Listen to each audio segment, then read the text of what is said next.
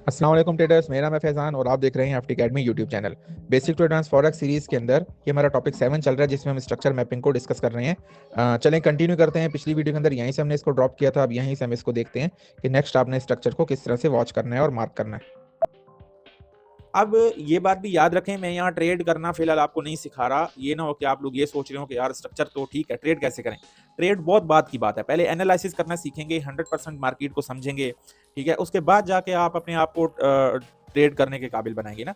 तो यहाँ पे अभी पहले आप मार्केट को तो सीख लें अच्छे से, ठीक है, स्ट्रक्चर को सीखें समझें, ट्रेड करने का तरीका भी यहाँ पे सिखाया जाएगा, लेकिन पहले स्ट्रक्चर को कंप्लीट करेंगे। जो चीज़ें आपको सीखनी ज़रूरी है आपके लिए वो यहाँ पे मैं कंप्लीट ऐड करूंगा, उसके बाद ही आपको मैं बताऊंगा ना कि आपने क्या करना है आगे। तो अभी फिलहाल स्ट्रक्चर चल रहा है, तो हम सिर्फ स्ट्रक्चर को ही मार्क करना सीख रहे हैं, ताकि आपको स्ट्रक्चर एक बार मार्क करना आ गया तो बाकी चीज़ें फिर आपके लिए आसान हो जाएंगी। तो यहाँ पे देखें, ये ब्रेक ऑफ स्ट्रक्चर हो गया। अब इसका जो सबसे हाईएस्ट पॉइंट है, अगर आप देखें तो ये हमारे पास एक हाई पॉइंट लग रहा है, तो ये हमारे लिए एज अ मेजर हाई काम करेगा। और इसका जो लो ब्रेक हुआ है, यहाँ ब्रेकआउट होने के बाद जो हमारा फर्स्ट हाई होता है, आपको पता है ये एज अ इंड्यूसमेंट काम करता है। अब ये हमारे पास एक इंड्यूसमेंट लेवल है, अब मार्केट इस इंड्यूसमेंट को लेगी तो मार्केट नया लो बनाएगी, अदरवाइज लो हमने शिफ्ट करना है, इंड्यूसमेंट को हमने शिफ्ट करना है। तो ये इंड्यूसमेंट है, बट मार्केट ने इंड्यूसमेंट नहीं लिया और यहाँ पे आके नया लो ब्रेक कर दिया, ठीक है, लाइक दिस। अब ये लो ब्रेक हो गया, तो अब हम क्या करेंगे, इसका जो हाई है यहाँ पे इंड्यूसमेंट को शिफ्ट कर देंगे। तो यहाँ पे देखें, नेक्स्ट हमने इंड्यूसमेंट शिफ्ट किया, यहाँ पे जैसे ही आके मार्केट ने इंड्यूसमेंट टेकन आउट किया है, इसका जो मेजर लो है ये हमारे लिए एज अ कंफर्म लो बनेगा, क्योंकि इंड्यूसमेंट यहाँ पे आके मार्केट ने टेकन आउट कर दिया। अब हमारे पास रेंज कौन सी है, ये हाई और ये लो। अगर मार्केट इस हाई को ब्रेक करती है तो ये हमारा चेंज ऑफ कैरेक्टर लेवल कहलाएगा, और अगर मार्केट इस वाले लो को ब्रेक करती है तो ये हमारा ब्रेक ऑफ स्ट्रक्चर का लेवल कहलाएगा। तो हम इसको as a break of structure यहाँ पे लिख लेते हैं, ठीक है, ये ब्रेक ऑफ स्ट्रक्चर हो गया, और इसको हम as a change of character यहाँ पे लिख लेते हैं। ये हमारा चेंज ऑफ कैरेक्टर हो गया। अब यहाँ पे हमने देखना है कि मार्केट ने क्या किया, ब्रेकआउट किया या स्वीप किया, क्या किया इसको। ये मार्केट यहाँ गई और अब हम इसको देख लेते हैं। देखें, अब यहाँ पे एक नया कॉन्सेप्ट आ गया। ये सारे कॉन्सेप्ट स्ट्रक्चर के साथ आपके क्लियर होंगे, ये क्लियर करने जरूरी है। अब यहाँ पे क्या हो रहा है जी, यहाँ पे मार्केट जो है कैंडल क्लोज कर रही है। अब आप बोलेंगे जी कैंडल क्लोज होने पे तो ब्रेकआउट हो जाता है, तो लेकिन मैं इसको ब्रेकआउट नहीं मानता, क्योंकि मैंने आपको एक चीज कही थी कि कैंडल का 50% से अबव एरिया जो है ना, अगर मैं इसका 50% निकालूं तो यहाँ से मैं ये फेवरेट रिट्रेसमेंट उठाता हूँ, तो यहाँ से मैं यहाँ तक इसकी बॉडी का 50%, कैंडल का नहीं, बॉडी का 50% अगर मैं निकालूं तो वो ये बनता है, ठीक है। अब ये 50% का जो लेवल है ना, ये इस लेवल से ऊपर क्लोज होना चाहिए, जो आपका स्ट्रक्चर लेवल है, ठीक है। अदरवाइज अगर क्लोज नहीं होता तो ये लिक्विडिटी स्वीप है, ये क्लोज नहीं, आप इसको क्लोज नहीं कह सकते। तो अब यहाँ भी हम देख लेते हैं कि हमारे पास बॉडी का कितने % हिस्सा जो है ऊपर था। तो अब देखो, ये मैंने इस वाली ग्रीन कैंडल की बॉडी के ऊपर फेवरेट रिट्रेसमेंट लगाई है, तो हमारे पास 50% यहाँ पे आ रहा है, ठीक है, इस जगह पे।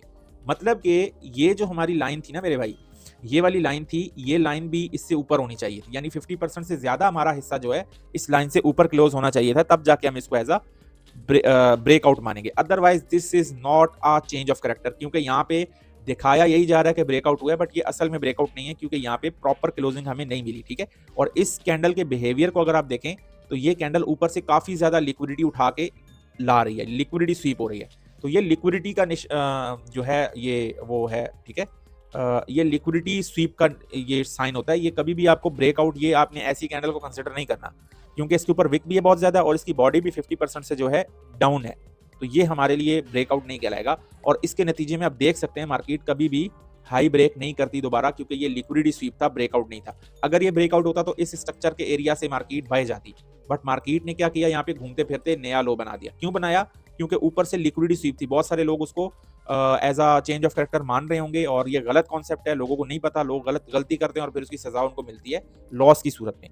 तो ये हमारा ब्रेकआउट नहीं है, क्योंकि यहाँ पे कैंडल ने प्रॉपर कैंडल बिहेवियर हमें बता रहा है कि भाई यहाँ कोई क्लोजिंग नहीं है, आपको दिखाई जा रही है क्लोजिंग, बट क्लोजिंग है नहीं। ये चीज़ आपको पता होनी चाहिए। नेक्स्ट हम देखते हैं नीचे जी, ब्रेक ऑफ स्ट्रक्चर यहाँ पे हमारे पास अगेन हो चुका है, और इस स्ट्रक्चर का अब दोबारा से हम पोस्टमार्टम करते हैं, मीन्स के देखते हैं कि इसका इंड्यूसमेंट कहाँ पे है। तो यहाँ अगर आप देखें, यहाँ हमने pull back, valid pull back देखना होता है, तो लास्ट पुल बैक हमारे पास ये बना, उसके बाद यहाँ ये इनसाइड कैंडल्स हैं, फिर ये बना, और फिर उसके बाद ये वाला पुल बैक बना लाइक दिस, और मार्केट नीचे चलेगी। अब यहाँ पे एक और नया कॉन्सेप्ट है, ये आपको मैं बाद में भी समझाऊंगा, बट अभी बता देता हूँ। देखो, जो सिंगल कैंडल पुल बैक होती है ना, सिंगल कैंडल पुल बैक उसको कहते हैं कि रेड कैंडल बनी, ठीक है, रेड कैंडल बनी, और उसके बाद ग्रीन कैंडल बन के इसका हाई लेती है, ठीक है। हाई लेने के बाद ये ग्रीन कैंडल ने इसका हाई स्वीप किया, और फिर रेड कैंडल ने इसका लो ब्रेक कर दिया। तो ये हमारे लिए सिंगल कैंडल पुल बैक कहलाता है, यानी एक ही कैंडल की वापसी हुई है यहाँ पे, तो ये एक छोटा पुल बैक है। तो इंड्यूसमेंट के अंदर भी आपने बहुत छोटे पुल बैक को, सिंगल कैंडल पुल बैक को हर बार इंड्यूसमेंट नहीं लेना। छोटा पुल बैक जो होता है ना, जिस तरह अब ये छोटा सा पुल बैक है, ठीक है, तो ये हमने उस सूरत में इंड्यूसमेंट लेना है जब मार्केट जो है कोई छोटा स्ट्रक्चर बनाए। जब इतने बड़े बड़े स्ट्रक्चर आएंगे, इतनी बड़ी बड़ी आपके पास वेव्स आएंगी, तो उसके अंदर आपने कभी भी छोटा पुल बैक नहीं लेना, ठीक है, आपने एक बड़ा pull back as a inducement लेना है। अब मेरे पास इंड्यूसमेंट ये वाला हाई है, अगर मैं साइकोलॉजिकली बात करूं तो ये हाई है, वरना एसएमसी के रूल्स में ये है। तो सब कुछ एसएमसी नहीं होता, सब कुछ आईसीटी नहीं होता, को अपना भी दिमाग लगाना पड़ता है, कोई साइकोलॉजी भी कोई चीज़ है, ठीक है, तो उसको भी आपने साथ यूज करना होता है। तो ये हमारे लिए एज अ इंड्यूसमेंट लेवल था, ठीक है, एज अ इंड्यूसमेंट हम इसको मार्क कर लेते हैं। ये इंड्यूसमेंट हो गया, और इंड्यूसमेंट होने के बाद अब मार्केट ने जैसे ही इंड्यूसमेंट लिया, इंड्यूसमेंट लेने के बाद ये जो हमारा मेजर लो था ये कंफर्म हो गया। और आप देखें एग्जैक्टली मार्केट ने इंड्यूसमेंट के बाद सप्लाई को हिट किया, सप्लाई डिमांड बाद में आपको सिखाया जाएगा, और यहाँ पे आके मार्केट ने इसको क्या कर दिया जी, ब्रेकआउट कर दिया। तो अगेन हमारा ये ब्रेक ऑफ स्ट्रक्चर का लेवल हो गया, और इसका जो मेजर हाई है जो कि ये लेवल है, ये हमारे लिए as a change of character का लेवल कहलाएगा। तो अब हम इसको भी मार्क कर लेते हैं और देखते हैं इसमें हमें चेंज ऑफ करेक्टर, हाँ बिल्कुल यही कहलाएगा। अब ये हमारे पास चेंज ऑफ करेक्टर का लेवल है। अब यहाँ देखते हैं मार्केट ने जो ब्रेक ऑफ स्ट्रक्चर है उसके नीचे क्लोजिंग दी है या नहीं, तो हम इसको थोड़ा ठीक कर लेते हैं, इसको भी थोड़ा उठा के मैनेज कर लेते हैं। मार्किंग आपने अच्छे से करनी है ताकि आपको समझ। अब देखो यहाँ पे दोबारा मार्केट ने मेजर स्ट्रक्चर को स्वीप कर दिया, बट स्वीप करने के बाद ज्यादा ऊपर नहीं गई मार्केट, ना कोई हाई ब्रेक किया, और आके नीचे दोबारा इसी विक के नीचे लो क्रिएट कर दिया। तो ये हमारा ब्रेकआउट हो गया। अब इसमें ब्रेकआउट होने के बाद आपको पता है कि जो लास्ट पुल बैक होता है वही आपका इंड्यूसमेंट होता है। तो यहाँ कोई पुल बैक नहीं है, यहाँ पे आपको लग तो रहा होगा ये पुल बैक है, बट ये पूरे के पूरे इस बड़ी कैंडल के इनसाइड आ रहे हैं। तो जिस कैंडल ने इस बड़ी कैंडल के नीचे क्लोजिंग दी है वो वैलिड कैंडल है, और ये बड़ी रेड वाली वैलिड कैंडल है, उसके पीछे सारी वैलिड्स हैं। इस बड़ी कैंडल के बीच में जितनी कैंडल आ रही हैं, जो कि इस बड़ी कैंडल के हाई और लो के दरमियान है, ये सारी इनवैलिड कैंडल है, ठीक है। अगर आपको ये सीखनी है ये चीज, तो इसी सीरीज के अंदर इनवैलिड कैंडल्स का आपको एक चैप्टर मिलेगा और एक वैलिड और इनवैलिड पुल बैक्स का चैप्टर मिलेगा। वो चीज आप जाके सीखें, ताकि आपको देखें वो वीडियो, ताकि आपको पता चले वैलिड और इनवैलिड क्या चीज होती है, आपको खुद ही समझ आ जाएगी। अब यहाँ पे देखें ये ब्रेकआउट हो रहा है, तो हमारे पास यहाँ जो पुल बैक बनेगा, फिर जाहिर है यहाँ पे क्लोजिंग हुई नीचे, तो ये हमारा फाइनल पुल बैक है जो कि एज अ इंड्यूसमेंट वर्क करेगा। तो ये इंड्यूसमेंट लेवल था, ठीक है। मार्केट ने ये इंड्यूसमेंट लिया, इंड्यूसमेंट लेने के बाद ये वाला लो हमारे पास कंफर्म हो गया। अब ये लो और जो हमारा इस बड़े स्ट्रक्चर का हाई है, ये as a change of character काम करेगा, क्योंकि देखो ना पूरा का पूरा बड़ा स्ट्रक्चर बना है। तो इसका लो हमारे लिए क्या कहलाएगा, ब्रेक ऑफ स्ट्रक्चर, ठीक है, लाइक दिस, क्योंकि मार्केट डाउन साइड पे आ रही थी, ये ब्रेक ऑफ स्ट्रक्चर है। और अगर ऊपर बात करें तो ये हमारे पास देखो, ये जो लेवल था प्रीवियस इस वाले ब्रेक ऑफ स्ट्रक्चर का हाई, ये चेंज ऑफ करेक्टर कहलाएगा। तो अब यहाँ पे देखें, अभी मार्केट करंट जहां चल रही है, मार्केट ने चेंज ऑफ करेक्टर कर दिया है। अब नेक्स्ट क्या होगा, नेक्स्ट मैं आपको बता देता हूँ। ये चेंज ऑफ करेक्टर हो चुका है, क्योंकि आप देखें अच्छी खासी आपको यहाँ पे मार्केट ने क्लोजिंग प्रोवाइड कर दी है इस जगह की, ठीक है, ये क्लोजिंग मिल गई, काफी अच्छी क्लोजिंग है, यानी कि चेंज ऑफ करेक्टर हो गया। अब नेक्स्ट क्या होगा, नेक्स्ट सिंपल मार्केट ऊपर जाएगी, किसी ना किसी सप्लाई से टैप होने के बाद वापस आएगी, और इस वाले स्ट्रक्चर से पहले आपको, क्योंकि अब मार्केट बाइंग में शिफ्ट हो चुकी है, तो इस वाले स्ट्रक्चर, ये जो आपका लो है, इस लो से पहले किसी ना किसी डिमांड पे टैप होगी, और वहां से लिक्विडिटी लेने के बाद मार्केट जाके नया हाई बना देगी लाइक दिस, और नेक्स्ट हमारा फिर ये यहाँ से ब्रेक ऑफ स्ट्रक्चर होने लग जाएगा।